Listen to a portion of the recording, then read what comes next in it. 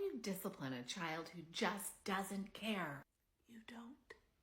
Instead, I want you to work on the relationship, and I'm going to tell you exactly how. You are not ready for discipline and consequences yet. Your child doesn't care because they have come to expect your consequences, your discipline, and they are resilient. We need to turn the tables, to change your approach so that you have a relationship with your child and the relationship can drive the cooperation. So here's how to do it. Number one, I want you to focus on co-regulation. That is the sharing of the emotional space between you and your kid. Yes, this is about you. You've got to check your tone. If you are hot, frustrated, or fast, I want you to disengage and take care of yourself before you do anything with your child. I even want you to turn your phone on and listen to what you sound like. Do this like when you're getting out the door in the morning or when you're trying to move somewhere. Just turn it on. You don't have to show it to anyone, but after the interaction, I want you to listen to how you sound.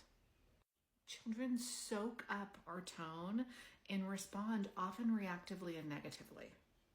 So I want you to check your tone, soften your shoulders, and I want you to notice, when is your child getting upregulated? When are they just kind of staring off, disengaging, getting kind of down-regulated? And what can you do in order to bring them back to a good, flexible, stable state of regulation? Do that for a whole day. Just notice your own regulation, your child's regulation, knowing that your emotional state, your child is going to take on in a good state of regulation is flexible but stable. On day 2, I want you to focus exclusively on praise and presence. You have got to get present with your child. You do not need to do 100 hours of Legos. I would rather you have a 5-second touch check-in or a 5-minute play than halfway there for an hour and a half. Get present, notice, and see your child. Slow down to be in their world. And praise. When you are praising your child, number one, presence is the highest form of praise. High quality praise has got to be specific, say exactly what they did well. It needs to be delivered an arm's distance, close enough to touch. You need to do it about 100 times a day. Just try to do this for 5 minutes, lots and lots for 5 minutes, and then let yourself off the hook. You want to focus on praising effort, okay? So if your child is struggling to get their shirt on, wow, arm in hole, you did it. If you've got an older kid, hey man, you came down to dinner on time. That's awesome. Putting plates on the table. Nice, right? Like you can praise anything. And part of that praise is shining eyes, smile on your face, and a warm authenticity in your voice. Number 3, melodic intonation. I want you to use that nice sing-song voice. If your kid is older, if they hate melodic intonation, you can think about wrapping a nice warm blanket around your child with your voice, okay? You can use rhythm, chant. There's lots of ways to do this. If you have a child who doesn't like your sing-song voice, heck, you could even program into your Alexa or whatever you listen to music on, a song to go off at the same time every day. We're looking to cue the child that something is going to happen. We want a felt sense of like automaticity. So it's clear, like every time this song goes off, that means it's time to load the dishwasher.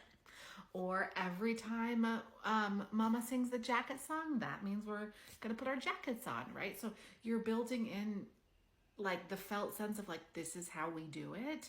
And you're also putting the burden of giving the demand outside of the parent. So we're doing it because the Alexa went off. We're doing it because we're singing our jacket song. It makes it easier to cooperate for a lot of children. So that's 3 things. Probably even if you do those 3 things, you're probably still not ready for discipline and consequences. Before you did discipline and consequences, I would coach you to really check your language. Make sure you get no, not, and don't out of your language. You're exclusively using positive opposites. I want you to spend some time making one single rule for your family, a rule that works. There's no ifs in your rule. The rule is not created in the heat of the moment. You support the rule. The rule is uber consistent. We probably need to spend some time working on transition management, priming. I'd love to dig into your child's brain system before we do discipline and consequences so we can better understand the perspective that they're coming from. We need to consider any extra supports they might need. We need to think about how you're delivering help when help is needed. We want to practice weaving all of these tools together in everyday situations so that you know how to draw on the different tools, which ones work for your kid. I want to consider how kids think and how children's thought process impacts your parenting, and then maybe, just maybe, you will be ready to do natural and logical consequences for 2% of your parenting. So 98%, all the other stuff, 2% natural and logical. It's not going to be an issue if your child cares or not, because you're using all of those other tools and you care about your child. So if they don't care right now, go to the link in bio, book a call with me, and I will take you through in my program all of these tools. I will help you figure out how to build this together so that your child can cooperate and you're not stuck in this place of like, oh my God, I can't even do it. They don't even care. I can't even take anything away. They don't care. You've got this, dear ones.